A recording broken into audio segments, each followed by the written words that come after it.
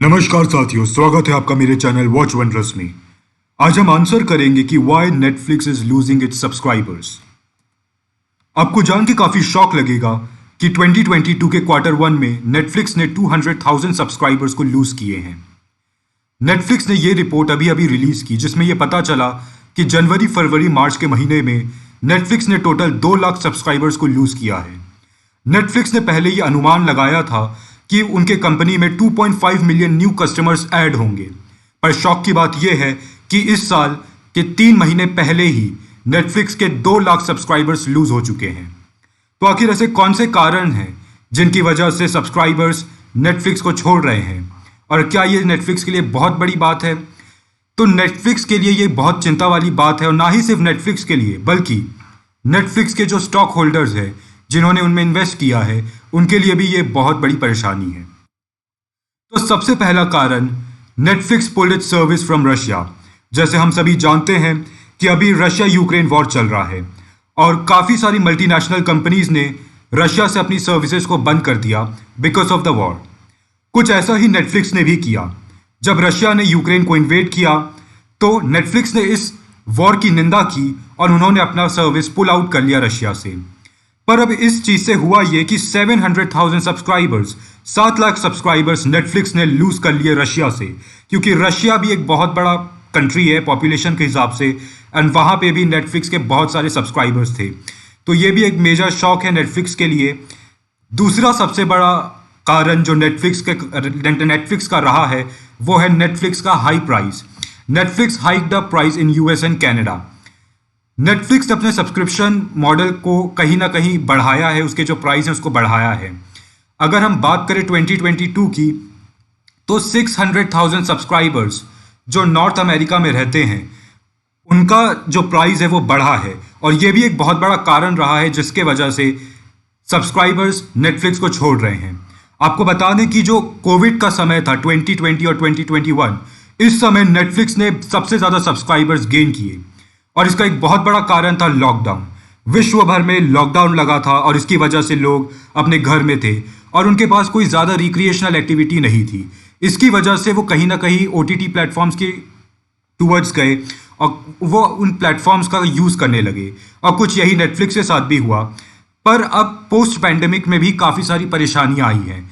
जैसे दुनिया भर में इन्फ्लेशन बढ़ गया है, ना ही सिर्फ इंडिया में बल्कि अब अन्य कंट्रीज जैसे US देखे या यूरोप देखे, वहाँ भी कहीं ना कहीं इन्फ्लेशन बढ़ा है। फ्यूल प्राइस हो या फिर एक कॉमन कोमोडिटीज़, उसके भी प्राइस बढ़े हैं। इसलिए अब ये बहुत ज़्यादा इंपॉर्टेंट हो जाता है कंज्यूमर्स के लिए कि वो अपने मनी को जुडिशली यूज़ करें, क्योंकि उनके लिए पहला प्रायोरिटी कोई OTT प्लेटफॉर्म नहीं होगा, बल्कि उनका पहला प्रायोरिटी उनका बेसिक कोमोडिटीज़, उनका जो बेसिक नीड्स है वो होगा। इसलिए कहीं ना कहीं जो कंज्यूमर्स है वो शिफ्ट हो रहे हैं और वो कहीं ना कहीं अनसब्सक्राइब भी कर रहे हैं नेटफ्लिक्स जैसे OTT प्लेटफॉर्म्स को। तो ये भी एक बहुत बड़ा कारण रहा है जिसके कारण नेटफ्लिक्स अपने कंज्यूमर्स को लूज कर रहा है। तीसरा सबसे बड़ा कारण जो नेटफ्लिक्स का रहा है वो है अकाउंट शेयरिंग। ये शायद आपने भी ट्राई किया होगा कि जो OTT प्लेटफॉर्म्स हैं उसका कई बार हम लोग एक्सेस लेने के लिए अकाउंट को शेयर करते हैं। जैसे हमारे फ्रेंड्स या रिलेटिव्स होते हैं, हम उनके अकाउंट से लॉग इन करके सर्विसेज को एक्सेस करते हैं। तो ये भी देखा गया है कि ये भी एक बहुत बड़ा कारण है नेटफ्लिक्स के स्लो डाउन होने का, उनके सब्सक्राइबर्स के लूज होने का। एक एस्टिमेट्स के मुताबिक अगर 100 मिलियन हाउस होल्ड्स को लिया जाए तो उसमें से 30 मिलियंस ऐसे हैं अकेले US एंड कैनेडा में जो कि सर्विसेज के लिए पे नहीं कर रहे हैं। अगर हम लोग 222 मिलियन सब्सक्राइबर्स की बात करें तो 100 मिलियन आपको ऐसे मिलेंगे जो अकाउंट शेयरिंग के कारण यूज़ कर रहे हैं नेटफ्लिक्स के सर्विसेज को।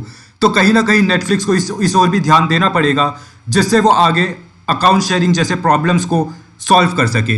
अगर अदरवाइज ये उनके लिए बहुत बड़ा इशू होगा और ये आगे भी उनको सब्सक्राइबर्स नहीं ला के देगा।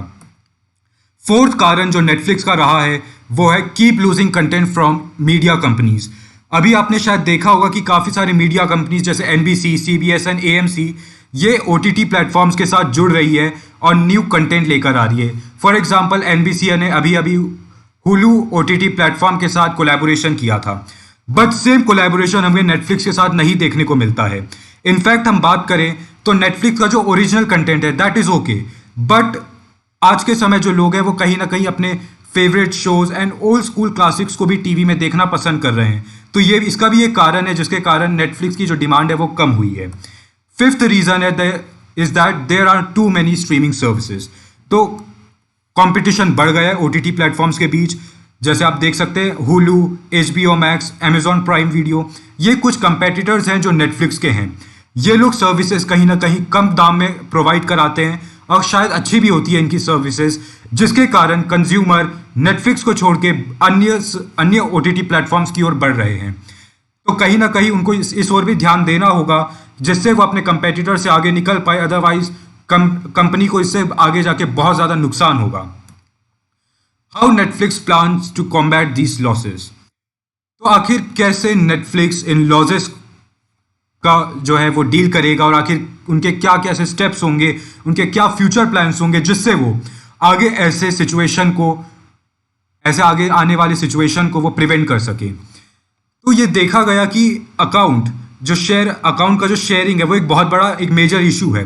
तो सबसे पहले कंपनी को कहीं ना कहीं इस ओर ध्यान देना चाहिए और कंपनी ने ये कहा है कि वो एक जल्द से जल्द कुछ ऐसा सिस्टम लेकर आएंगे जिससे सेफर एक्सपीरियंस जो है वो कंज्यूमर तक मिल सके और कहीं ना कहीं जो पासवर्ड शेयरिंग और जो अनऑथराइज्ड एक्सेस जो मिलता है नेटफ्लिक्स का वो रुक सके। इसके अलावा वो लोग ये इस ओर भी ध्यान दे रहे हैं कि वो लोग अपने नेटफ्लिक्स के जो प्लान है उसमें वो लोग एडवर्टाइजमेंट को भी शामिल करें। अगर नेटफ्लिक्स जो है अभी के समय वो पेड सब्सक्रिप्शन मॉडल की ओर ध्यान देता है जहाँ पे एडवर्टाइजमेंट्स नहीं होते। अगर आप उनका कोई भी वेब सीरीज या शो देखते हो तो आपको वहाँ पे बीच में आपको कोई भी एडवर्टाइजमेंट नहीं मिलेगा।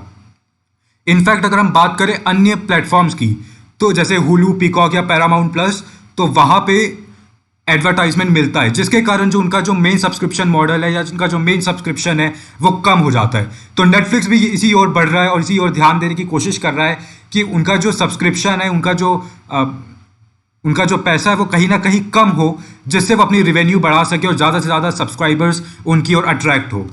तो ये था आज का वीडियो जिसमें हमने डिस्कस किया कि आखिर कैसे नेटफ्लिक्स अपने कस्टमर्स को लूज कर रहा है, अपने सब्सक्राइबर्स लूज कर रहा है और आखिर वो कौन कौन से ऐसे स्टेप्स ले सकता है जिससे वो अपने सब्सक्राइबर को फिर से वापस अपनी ओर अट्रैक्ट कर सके। तो I hope that you like this video और आगे भी हम इसी तरह से नई इन्फॉर्मेटिव वीडियोस लाने वाले हैं। तो कमेंट सेक्शन में ज़रूर बताएं कि आपको ये वीडियो कैसा लगा। Thank you.